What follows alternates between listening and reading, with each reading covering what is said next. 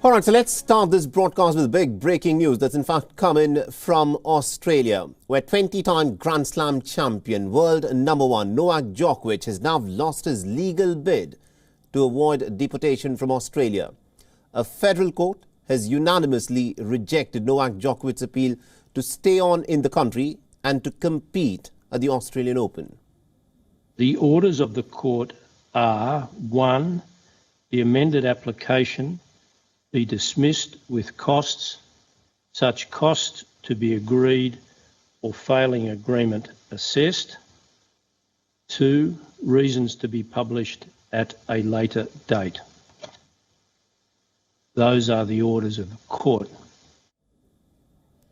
So that was the judge reading out the verdict that's been handed out in this case. Now, the government's lawyers had argued that Djokovic's continued presence in the country was a risk as it could lead to anti-vaccination sentiments.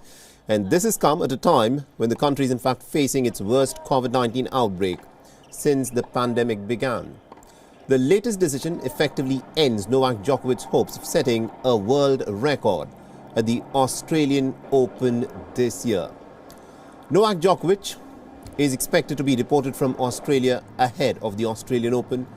Djokovic has spent much of the last week in an immigration detention centre, a detention centre that's been infamous for outbreaks of the COVID-19 infections in the past. Remember, in the last 2 weeks, ever since Novak Djokovic landed in Melbourne, his visa has been revoked twice by the government.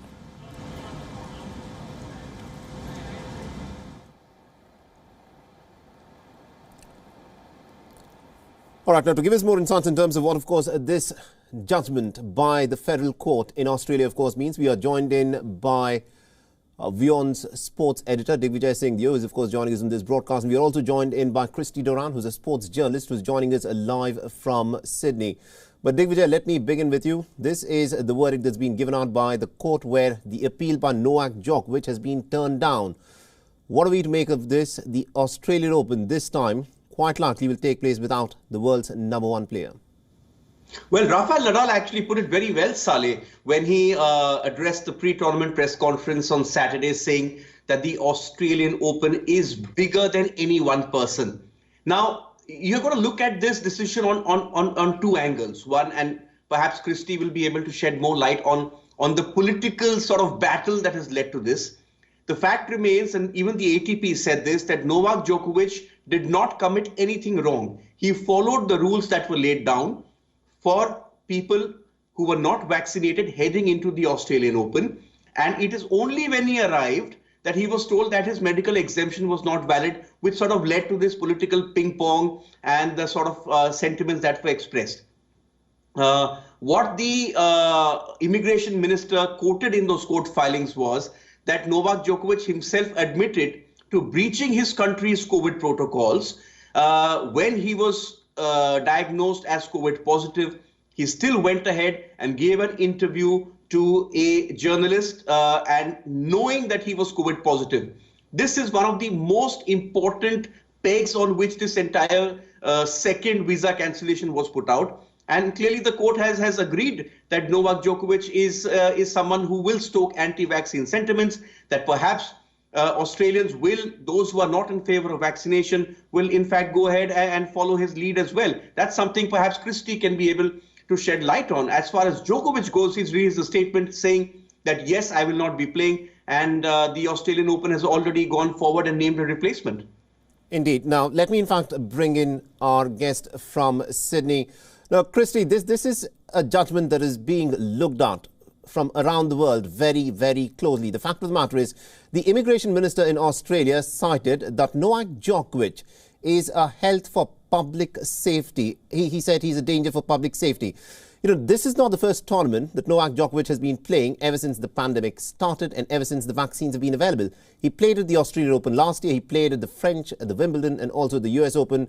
And in all of these places, he did play. And in nowhere did we see any kinds of crowds that rallied behind Novak Djokovic saying that we will follow the lead of Novak Djokovic and will remain unvaccinated. What is actually happening in Australia at this point of time, which would have given the government an indication that Novak Djokovic is someone who is a risk for public safety and health in Australia? I think a couple of things are important to spell out before we get to that conclusion, and that is the vaccine has become widely available only in the last couple of months in Australia. The Australian government was quite slow to get their hands on various vaccines. It was messy. There was mixed messages at one point in time. Scott Morrison, Greg Hunt, the key minister within the Morrison government, was saying it wasn't a race. It quickly became a race, and more recently, other things have kind of slowed the rollout, the vaccine rollout. So now that there is a vaccine, not just in Australia, but worldwide, there is an expectation by the vast majority, including the tennis players. 97% of tennis players, professional tennis players, have taken that vaccine. That wasn't the case a year ago because, quite simply, the vaccine didn't exist. So it's important to spell that out. Whether or not it incites unrest, other fairly anti-vaxxers to demonstrate, to take to the streets, to protest, that's another thing altogether. The court today did not decide on the validity of that, or whether or not that might happen. They didn't, as was spelled out by the Chief Justice. Also said it's not in the courts to decide on the merits or the wisdom of the decision, but was it legal? And they have found that Alex Hawke's decision to cancel the visa is. Does anyone really think that Novak Djokovic is, in fact, a threat to Australian society? I don't think so. 93% of those that are aged 12 or more in Victoria have had the vaccine. That's a huge amount. We know that today there was slightly less than 30,000 people that had COVID. 23 deaths or so between New South Wales and Victoria, 30,000 cases in New South Wales. COVID has run rampant in Australia over the last month and a half. However, there is a sense of safety. It is not it's more of a bulletproof vest rather than them being completely free from getting COVID. A lot of people have been sick from the Omicron or the Delta variants over here recently. But I think as well the unrest, the disappointment that Melbourne, Victoria faced 150 days of lockdown last year, harsh lockdown. Right. I think Victoria itself would be quite frustrated by the view that Novak Djokovic has taken, but whether or not it would encourage and there would be a fear around Novak walking the streets or inciting unrest on the streets, I'm not sure about that. Absolutely, indeed. I mean, but that is what the immigration minister has in fact cited as one of his arguments as to why he decided to revoke the visa. Now, Digvita, if I can bring you in on this, this is of course something that is going to divide the tennis fraternity as well. How is the tennis fraternity looking at the fact that a player who arrived in Melbourne in keeping with the rules that were present at that point of time, where the rules were that either one has to be vaccinated or one needed a medical exemption, a clearance that was given by two independent panels, one by the state of Victoria and one by Tennis Australia. Both of those exemptions were given to Novak Djokovic when he landed in Melbourne. But despite that, he was immediately picked up and taken to an immigration detention facility that in the past has had outbreaks of COVID-19. How is the tennis fraternity reacting to this? Well, the tennis fraternity has been divided, Saleh, and ever since the story has been dominating the sort of headlines across the world since last Wednesday, which is about 12 days back, when Djokovic arrived in Melbourne and he was detained by the border officials, as you mentioned. Now, the ATP has put out a statement, and let's be fair here. The ATP and Djokovic don't always see eye to eye. He's formed his own rival association, the Professional Tennis Players Association. But they've also gone out and said that Novak Djokovic did nothing wrong. I think a lot of players are questioning why he has been treated like a common criminal. As Christy said, there are other things at play here, and perhaps that is a factor. But in terms of law, Novak Djokovic followed what was laid down by Tennis Australia and what was laid down by the Victorian government. As you said, two independent panels approved his condition for a medical exemption. Till the 1st or 2nd of January, we did not know that Novak Djokovic would be playing the Australian Open. It's only after he received the exemption that he decided to fly down to Australia and play. Ever since then, what has happened with him? You can question him over his stance on vaccines. Fair enough. That's an interview we did with Stefanos Tsitsipas, which sort of went viral across the world a couple of days back, in which Tsitsipas said that Djokovic plays by his own rules, that it takes a lot of daring to come to Australia unvaccinated, and the fact that all of them sort of look like fools for having had to take the vaccine while he didn't take one. Having said that, he still, and I reiterate this, Novak Djokovic came to Australia very well in line with the rules that had been laid down for players to compete at this tournament. And what sort of played out after that has been disappointing. Many have questioned Djokovic's stance, as I mentioned, but most of the players will be very happy. If you're a Tsitsipas, if you're a Nadal, if you are Daniil Medvedev, if you're an Alexander Zverev, you're looking at the most dominant player in world tennis out of this Grand Slam, which means that Nadal can now go for his 21st, or the rest of them, barring Medvedev, who won the US Open, can think about winning the first Grand Slams. So it's sort of divided, the way irrespective of who wins the Grand Slam, the Australian Open this time around, there will be the shadow of, the best player not having played at the Grand Slam. Now, Chris, I don't think that matters, Saleh. At the end of the day, you remember a Grand Slam for a Grand Slam. It doesn't matter who lost in the first round. 10 years from now, it will just say 2022 dash so-and-so. But this is a controversy that is unlikely to be forgotten for a very long time to come, especially looking at the circumstances that have played out. Chris, if I can bring you in on this. Now, rules are rules. Rules are not meant to be broken. But once rules have been announced, it is important that players and also governments stick to them. Is the Australian government here being inconsistent in the manner that it has gone about implementing the rules? Because if you look at the sequence of events, as soon as Novak Djokovic put out his Instagram post that he will be playing at Melbourne, there was a lot of outrage on social media. Till that point of time, the Australian Prime Minister had said that he's got a hands-off approach to this entire case. But as soon as a lot of social media outrage happened, he said that Novak Djokovic will be deported if he's found to be out of line with the rules that are in place. And it is subsequent to that that this entire saga has broken out. Has the Australian government's hand been forced by the social media outrage that followed? I don't think it's necessarily the social media outrage. It would have been pretty split. And also, I think it shifted throughout. There was, at one stage, outrage, and it probably moved towards a more of a sympathetic view towards Novak Djokovic when he's in detention for a number of days. What I think changed that once again was when it was revealed that Novak had gone to, conducted the interview on the 16th, 17th of December when he had COVID. This was a real, he's taken matters into his hands. He's had no sense of morality and ethical kind of, he's broken all the ethics by going out there and putting people at risk. Now, that is something that the Australian government could really pinpoint by going, well, this guy does not have an ounce of respect to the rules. How can we trust him in Australia? But it also occurred when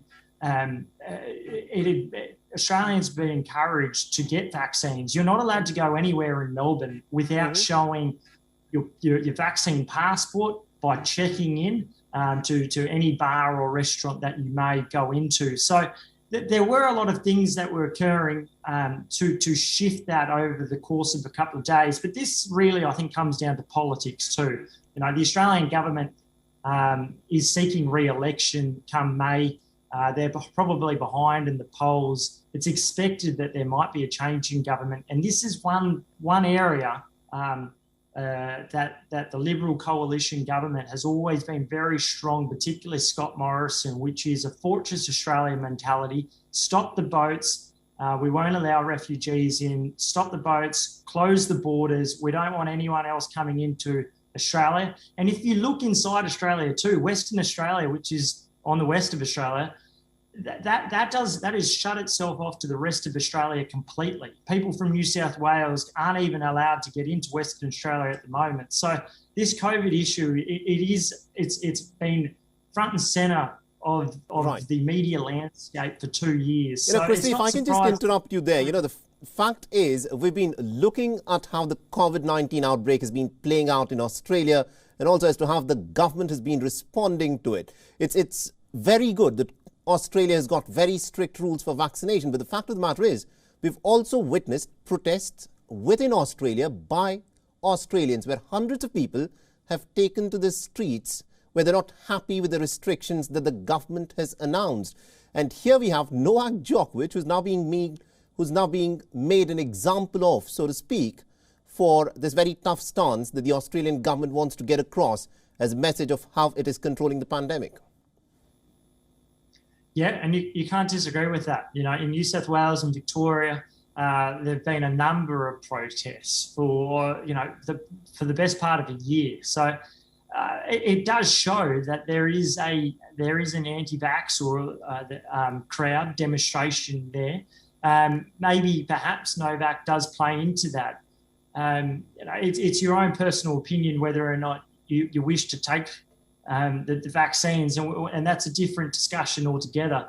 I think this comes down to the Australian government attempted to do something, the goalposts will shift, and therefore they've tried to react, and they don't want to be seen as weak here. Right. And therefore they've made this decision, the immigration minister's made this decision more on a gut feel rather than any kind of basis. But as it has been found this afternoon, it is within law. So, you know, you can't really argue with that. All right, do stay on with us, but if I can bring in Digvijay Singh Deo on this. Digvijay, there are reports, you know, which are talking about the legal nitty-gritties of the case, where they are still saying that Novak Djokovic still has some kind of an outside chance to stay on in Australia, provided he applies for what is being dubbed as a bridge visa, but that still needs to be given by the immigration minister, and this could still be challenged further. Have you heard anything from Novak Djokovic's legal team so far? It's irrespective, Saleh. He's got to play the Australian Open on Monday. That's tomorrow. What's he going to do in Australia? What's he going to do in Australia if he's not going to play? I think he's put out a statement already saying, I'm heading back. He's saying that I'm disappointed by what's happened, and he's heading back. So I think Djokovic has lost his battle. You know, the legal team can do whatever they want, but the fact is that the Australian Open has already announced a replacement. The replacement is a world number 150 ranked player. I'm just going to get to you with the name, but he has officially replaced Djokovic in the draw now. There's nothing that can be done. Djokovic has to go home. And also, what does it do for the other Grand Slams down the year? Because this is clearly something that is likely to have an impact on the French Open, the Wimbledon, and also the US Open later this year. Still, we do not know the status of Novak Djokovic's vaccination. Do you think this is an issue that will continue to play out in the other Grand Slams later this year? Well, I don't think so, Saleh, because as Christy mentioned, Australia has very particular rules, and they've been sort of very strict about the way they've gone about implementing it. As far as the French Open goes, which is the next Grand Slam, which is May, we've already had the French sports minister saying Djokovic is free to come and play. He'll have to obviously serve his quarantine requirements. Perhaps Djokovic will no longer get that sort of freedom that he usually got. He'll have to go in and spend 7 days in isolation before he can go out and play. And that puts the call on him. Let's face it, Saleh, getting vaccinated is a personal choice. That's something that Novak Djokovic has always maintained. This is something Tsitsipas told me as well. He said, it's our body is a machine, and we are in charge of what we want to put inside it. If Novak Djokovic thinks that by putting a vaccine inside his body, it's going to affect his performance edge, then clearly that's something which he has stuck to. And it's a belief which has seen him getting sort of treated like a common criminal, being put in detention, as you mentioned, in a hotel which has a history of COVID outbreaks. His mother said he was being tortured, that the food was terrible. Again, these are all claims from the Djokovic family, as is expected. But what's also happened is that these are things which will be sort of held against him for the rest of his life. Novak Djokovic landed in Australia level with Nadal and Federer on 20 Grand Slam titles. He could have moved ahead in the race to be the greatest player of all time in men's tennis in terms of numbers. But as former Indian coach Nandan Bal told me last week, he said the problem with Djokovic is this all-encompassing style of, I know what to do, I will do what is good, and I don't want to look at what the world is saying. That means that he may end up with 23, 24 Grand Slams, but Federer and Nadal are always going to be sort of much more liked for being better human beings. All right, very interesting. Let's see as to how all of that, of course, plays out, because who will be the greatest of all time is something that hangs up in the balance. It'll be very interesting to see as to how the draw progresses as the week continues. Christy, my last question to you is, at this point of time, do we have any clarity as to when Novak Djokovic is to be deported? Well, you would expect it to be over the next 24 hours. The court, the Australian Immigration Department doesn't muck around when it comes to these things. So I would expect in the next 24 hours. And in addition, it's going to be really interesting to see if Novak Djokovic ever plays at another Australian Open, because if you have your visa cancelled by the Immigration Department, who uses their powers, it's a 3-year ban before you're allowed to come back in. Now, there are exceptional circumstances that can waive that. But, from my understanding, if Novak is to come out and express criticism towards the Australian government for their action, or in the months to come, says comments that question that ruling going forward, right, it's very well possible that he might not come back to Australia for a number of time, which we know is his most successful Grand Slam, having won 9. Absolutely, indeed. He is a 9-time Australian Open champion, and this time round, Novak Djokovic, arguably one of the greatest players of all time, 20-time Grand Slam champion who is gunning for glory, who is going for his 21st Grand Slam, will not be at Melbourne Park to defend his title.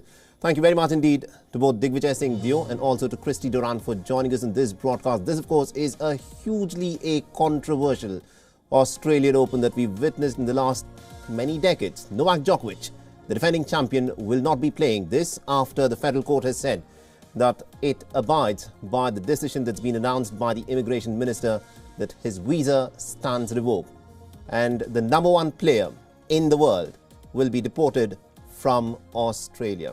Think about it. WION is now available in your country. Download the app now and get all the news on the move.